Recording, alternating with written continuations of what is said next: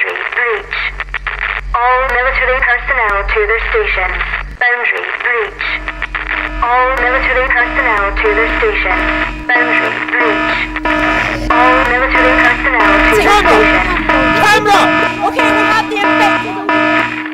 Keep moving up the stairs! As of now, the city is in lockdown. No further evacuations will be permitted. Are there any more questions that you need to give us before we move out? Please pay as much attention.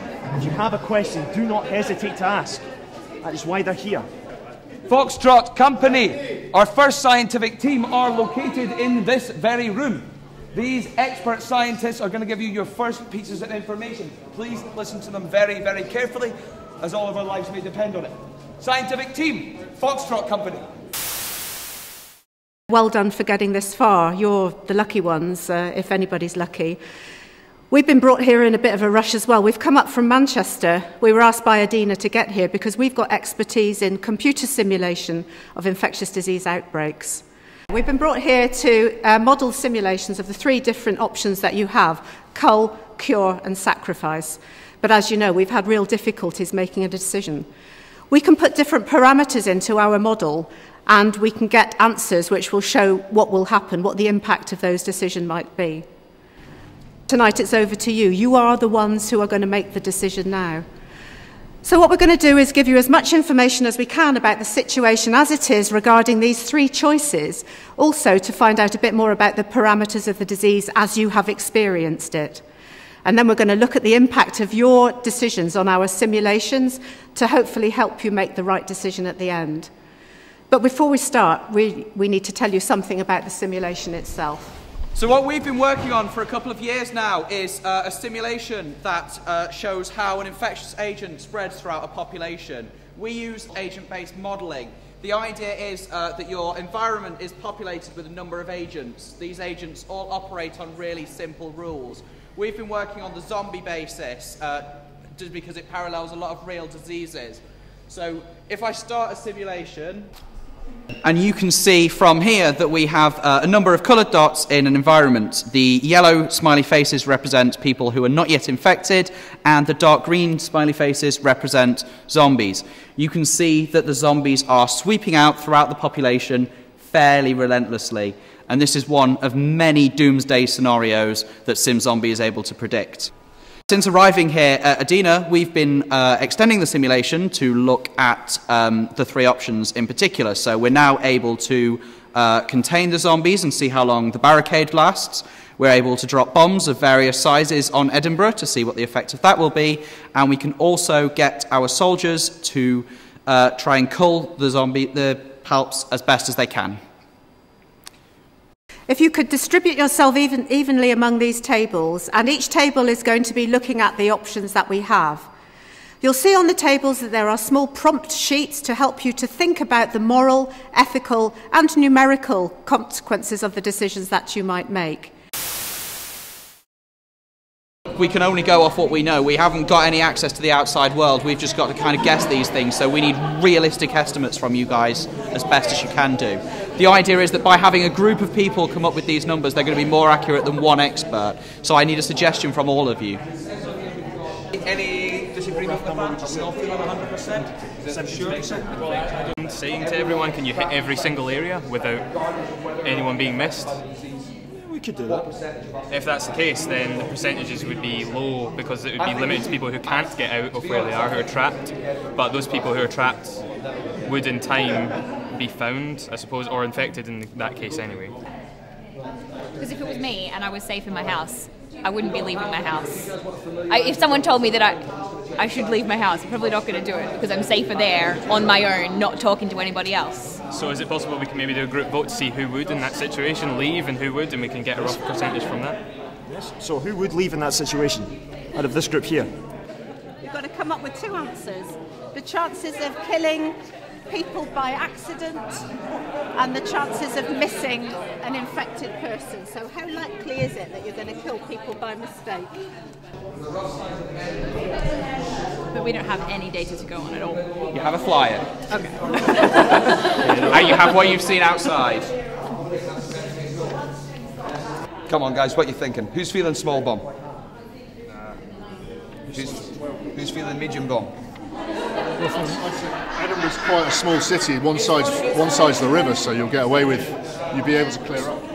It's not landlocked, so if you That's a good point. That's a very good aim point. it towards the south-west of the city, and the hills will reflect it back into the town. Yeah. Well, who's feeling big bomb? Yeah, go big. I mean, are you just leaving by yourself and walking about streets with infected people? When your option is get there or die anyway, would you leave? Well, if I was being escorted, sure, that would be fine.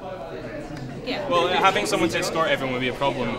If you've got the choice of leave and get identified as not being infected or die anyway, would you pick to leave and try and get there? So you have been bitten. Percentage chance that you become a palp?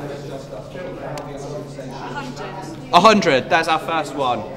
Has anybody monitored the process between a bite? Like, has that been? We haven't been able to study it because we effectively doing that would require exposing someone to the disease deliberately, which is something that we, as scientists, are not able to do. Okay, everybody, we'll need to stop now because we need to collect your data. We need to see what's going on.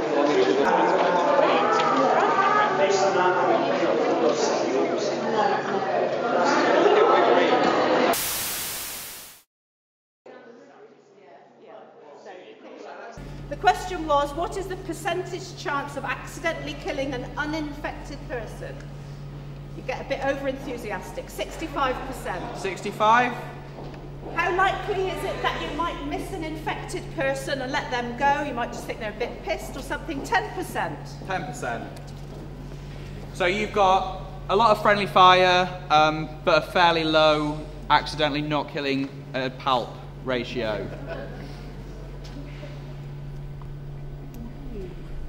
The problem you have is even at a very, very low rate of mistakenly killing healthy people, you're reducing the numbers that you have to fight. And as soon as those numbers, which are already heavily biased towards the palp, as soon as they start to tip, we haven't got a chance. You can see that 283 of this simulation, which started with 300 people, were killed by friendly fire. And we only managed to kill 30 palps. Not impressive. If we're gonna do culling, we need to be better. Yeah, so your targeting needs to be good for culling.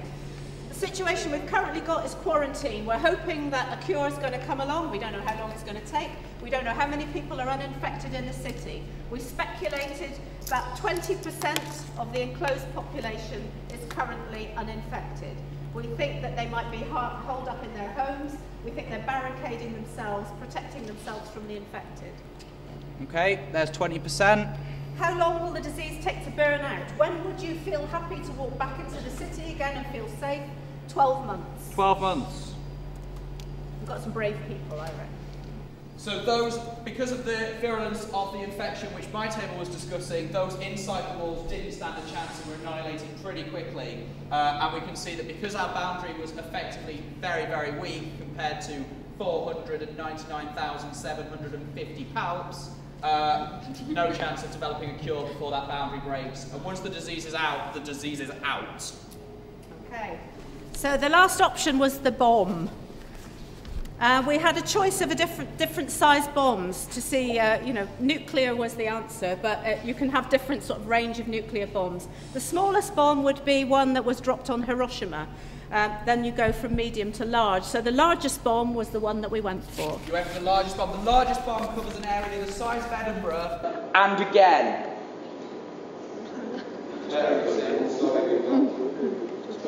So here's Edinburgh, here's the palps, here's the non-palps, here's a considerable amount of fire.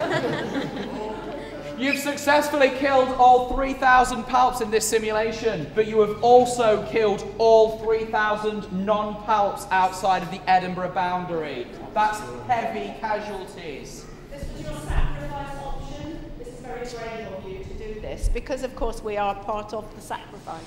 Had you chosen a medium-sized bomb instead, we're talking one roughly the size of Edinburgh,